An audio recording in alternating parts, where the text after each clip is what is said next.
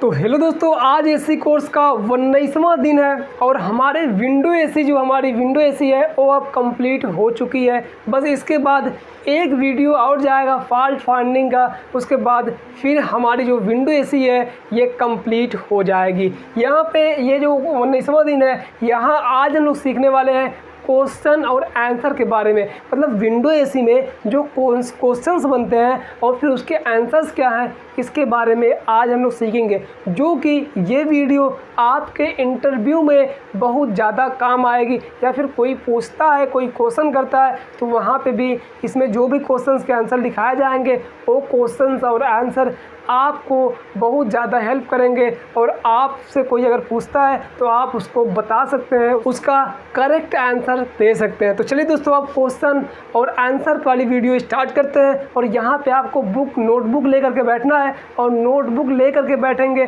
ताकि यहाँ पे जो भी चीज़ें लिखवाई जाएगी उसको आप नोट कर सके, फिर उसको याद करके अपने माइंड में सेव कर सके। तो चलिए अब वीडियो को स्टार्ट करते हैं। तो चलिए देखिए, जो सबसे पहला क्वेश्चन है वो ये है कि हमारे विंडो एसी में, चलिए लिखिए यहाँ पे क्वेश्चन लिख करके वहाँ पे आगे लिखिए कि विंडो एसी में OLP कहाँ लगी होती है।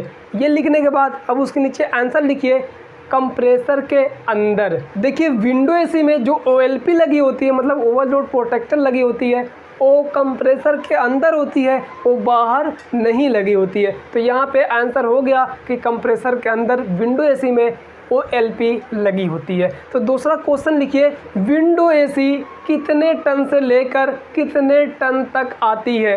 ये क्वेश्चन हो गया। उसके बाद आंसर लिखिए 0.5 टन। लिखिए 0.5 टन मतलब आधा टन, फिर उसके बाद है 0.75 टन मतलब पौना टन, फिर है 1 टन, फिर उसके बाद है 1.5 टन मतलब 1.5 टन, फिर है 2 ton.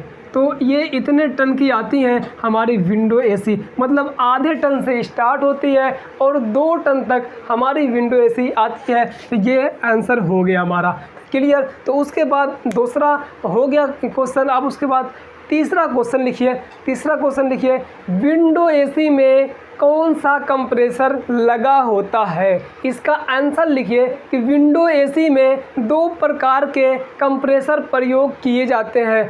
Number 1 rotary compressor, number 2 semi hermetic compressor. देखिए किसी किसी विंडो एसी में रोटरी कंप्रेसर लगा होता है और किसी किसी में सेमी हार्मेटिक कंप्रेसर लगा होता है। लेकिन दोस्तों अब जितनी भी विंडो एसियाँ आ रही हैं उन सब में रोटरी कंप्रेसर ही लगे रहते हैं, और जो हमारा सेमी हार्मेटिक कंप्रेसर है ये पुरानी वाली विंडो एसियों में लग के आता था। तो ये हमारा क्वेश्चन का जो आंसर है वो कंप्लीट ये भी हो गया। फिर अगला क्वेश्चन लिखिए आप लोग, जो अगला क्वेश्चन है उसको लिखिए, विंडो एसी में कौन सा कंडेंसर लगा होता है। कंडेंसर मतलब जो हमारा हीटिंग कॉइल होता है, जो बाहर हीट पैदा करता है, हीट बनता है जहाँ पे, वो कंडेंसर, कैपेसिटर नहीं कंडेंसर। तो ये हो गया ना कि विंडो एसी में कौन सा कंडेंसर प्रयोग किया जाता है। तो इसके आंसर में लिखिए फिन्स ट्यूब टाइप कंडेंसर। तो इसका भी आंसर हो गया।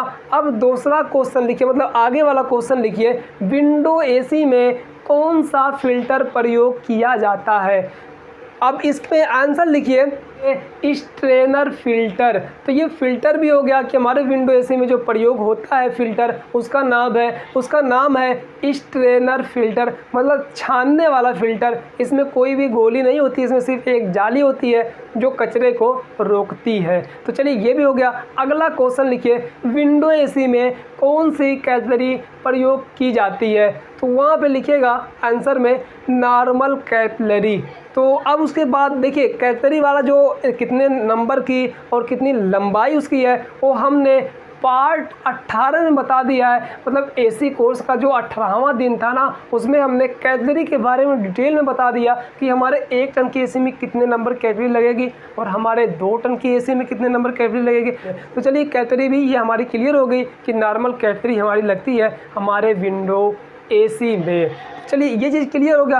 अब उसके बाद क्वेश्चन लिखिए, विंडो एसी में कितने प्रकार की वायरिंग की जाती है। बस इतना लिखने के बाद अब उसमें आंसर में लिखिए 3 प्रकार की। Number 1 PSC wiring, number 2 CSR wiring, number 3 PCB wiring. ये 3 वायरिंग हो गई। कौन कौन सी वायरिंग? एक है पीएससी वायरिंग, दूसरी है सीएसआर वायरिंग, तीसरी है पीसीबी के साथ वायरिंग। ये 3 वायरिंग हमारे विंडो एसी में की जाती है। चलिए ये हो गया। अब उसके बाद लिखिए क्वेश्चन लिखिए कि विंडो एसी में कौन सा कैपेसिटर प्रयोग किया जाता है, ये लिखिए। उसके बाद उसमें अंदर लिखिए आंसर।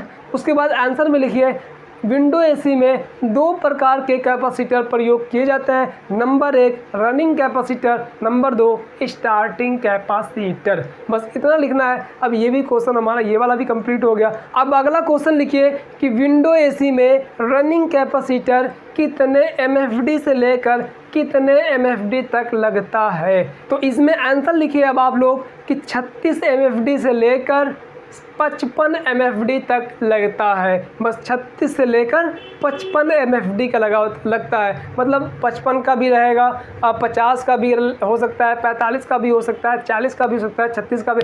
तो मतलब 36 से लेकर 55 एमएफडी तक हमारा कैपेसिटर लगता है हमारे विंडो एसी में रनिंग कैपेसिटर। ये हो गया। अब उसके बाद क्वेश्चन लिखिए कि विंडो एसी में स्टार्ट कैपेसिटर कितने एमएफडी से लेकर कितने एमएफडी तक लगाया जाता है। इसके आंसर में लिखिएगा 60 से 120 एमएफडी तक लगाया जाता है। तो ये भी आपका क्वेश्चन आंसर हो गया। उसके बाद अगला जो क्वेश्चन है उसको लिखिए। देखिए 2-3 क्वेश्चन और बचे हुए हैं, इसको भी लिख लीजिए। बस ये आपका क्वेश्चन आंसर कंप्लीट होने वाला है। तो चलिए अब अगला क्वेश्चन लिखिए और उसमें लिखिए कि विंडो एसी में कितने प्रकार के फैन मोटर प्रयोग किए जाते हैं। इसमें आंसर में लिखिए कि विंडो एसी में 3 प्रकार के फैन मोटर प्रयोग किए जाते हैं। Number 1 first speed fan motor, number 2 second speed fan motor, number 3 third speed fan motor. ये 3 फैन मोटर के प्रयोग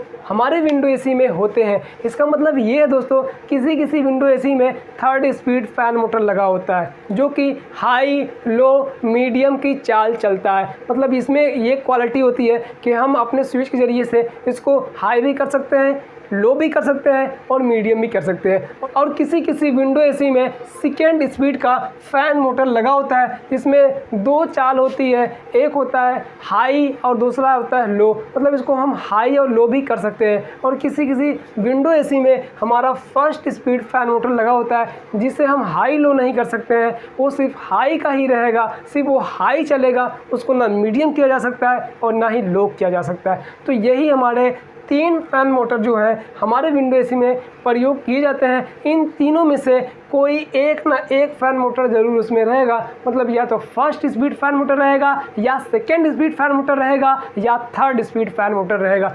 इन्हीं तीनों स्पीडों में से कोई एक स्पीड फैन मोटर उसमें लगा रहेगा। तो ये भी क्वेश्चन कंप्लीट हो गया। अब अगला क्वेश्चन लिखिए, विंडो एसी कितना एम्पियर करंट लेती है।